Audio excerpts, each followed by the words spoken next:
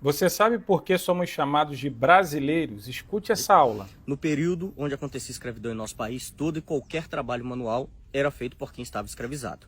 E trabalhos manuais são normalmente denominados com palavras que terminam em sufixo eiro. Faxineiro, cozinheiro, sapateiro, ferreiro, carpinteiro e vários outros. É muito comum a utilização do sufixo eiro de forma pejorativa, diminutiva ou para ofícios manuais. Algumas formas pejorativas. Quem tem moto é motociclista. Está fazendo alguma coisa de errado com essa moto, motoqueiro. Quem toca violino, violinista, piano, pianista, instrumentos de orquestra e teatro é chique. Quem mora no interior e toca viola, violeiro. Pessoas que moram nos periféricos e nas comunidades, quem gosta de pagode é pagodeiro, quem gosta de funk é funkeiro, quem fala mal do vizinho é fofoqueiro. Então quase sempre sufixo eiro é pejorativo, diminutivo ou utilizado para ofícios. Para nacionalidades é muito comum utilizar sufixo ano ou ex. Português, francês, holandês, japonês, argentino, chileno, americano, australiano, alguns tipo russo, turco, alemão não usam, mas é quase sempre ano ou ex. Quem nasce na Índia é indiano. E conta-se ao povo brasileiro uma história bem bonita e romantizada, que alguém sai de Portugal para buscar especiarias nas Índias, erra o caminho e por um acaso descobre o Brasil. Primeiro, não se descobre um lugar que tem gente. Não dá para descobrir a casa de uma pessoa.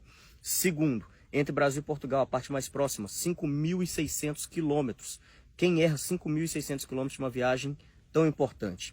Terceiro, em 1494 foi assinado o Tratado de Tordesilhas, dividiram o mundo ao meio. Onde fosse colonizado, metade é de Portugal, outra metade é da Espanha. Se dividiram em 1494, em 1500 sabiam da existência. Vieram tomar posse de uma terra que tinha nome Pindorama, palavra do Tupi-Guarani, que significa terra das palmeiras, palavra essa utilizada dentro dos navegadores, porque Pindorama já era rota de comércio, e era rota de comércio porque tinha gente. Mas nessa história bonitinha de ir para as Índias, chamam as pessoas de Pindorama de índio e indígena. Quem nasce na Índia é indiano, não é índio, muito menos indígena. E no nosso vocabulário, a palavra índio e indígena tem formatos pejorativos e esses formatos foram utilizados no período de colonizações, mas foram apagando e escondendo isso de nossa história. Prefixo in, ausência ou negação. Impossível, infiel, infeliz, incompetente, inconfidentes, que é uma palavra bem de ouro preto. Indígena era, não é mais, não gente. Inclusive tem outra palavra muito parecida no vocabulário. Indígena e indigente. Só muda o final dessas duas palavras. E índio, em ausência de o Deus, ausência de Deus, por isso era necessário catequizar. Chamar povos originários, assim deveriam ser chamados até hoje, em terras colonizadas, de índio e indígena, além de tirar a identidade desses povos, eximia o colonizador de culpa. Se não é gente, não tem alma, escravizar ou exterminar, não tem problema nenhum. E alguns desses povos que aqui já estavam sabiam como cortar e principalmente extrair pigmentos do pau-brasil. Isso era ofício. Ofício termina em sufixo eiro. Quem fazia esse trabalho era chamado de brasileiro.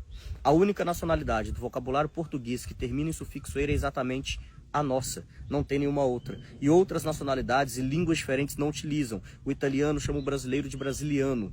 Em inglês é Brazilian, em espanhol brasileiro. É só no nosso vocabulário que a nossa nacionalidade termina em sufixo eiro. Poderia ter mudado, ser brasiliano ou brasiliense, mas em uma ordem cronológica, o Brasil foi o quinto local do mundo a ser colonizado por Portugal. Nós éramos a quinta colônia e por isso éramos chamados de quinto dos infernos. Quem sonegava impostos em Portugal era mandado ao Brasil.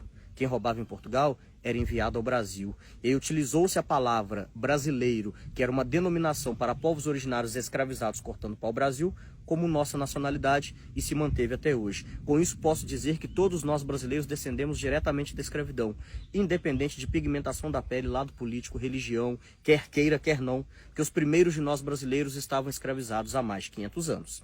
Aprender uma história real, não romantizada, do nosso passado é a forma fácil de compreender o nosso presente. O Brasil é um país de tamanho continental e riquezas imensuráveis e não caminha para frente, que a grande maioria de nós brasileiros não sabe de onde vem. Tiraram nossa identidade, nossa ancestralidade e nos dividiram de forma política, econômica, religiosa, regional, social, racial. Hoje somos brasileiros brigando com brasileiros, muitas vezes sabe nem o motivo da briga, quando sabe utilizando os motivos que acabei de citar, quando o ideal era lutar contra esse sistema que vem escravizando o povo brasileiro em épocas e formas diferentes, atualmente e há mais de 500 anos. Nossa! Uau! Uma verdadeira aula que o David trouxe para todos nós. Eu super recomendo estar aqui a rede dele, lá naquela rede que começa com tique. Ele que trouxe aí detalhes riquíssimos. Eu sabia muito pouco disso tudo que ele falou. A única coisa que eu sabia na realidade era que o nome, a definição brasileiro das nacionalidades do mundo todo é a única no mundo. Você vê o italiano, você vê o inglês, o francês, o americano, só a gente com essa terminação diferente, porém não sabia todas as motivações, toda a história por trás disso tudo, e que triste história. E como ele falou, a gente não vai conseguir ir adiante se a gente não olhar para trás. E aquela velha máxima, quem não conhece o seu passado está fadado a cometer os mesmos erros no futuro. Agora me conte aqui abaixo, você sabia de todas essas informações que o David trouxe para a gente de uma forma brilhante?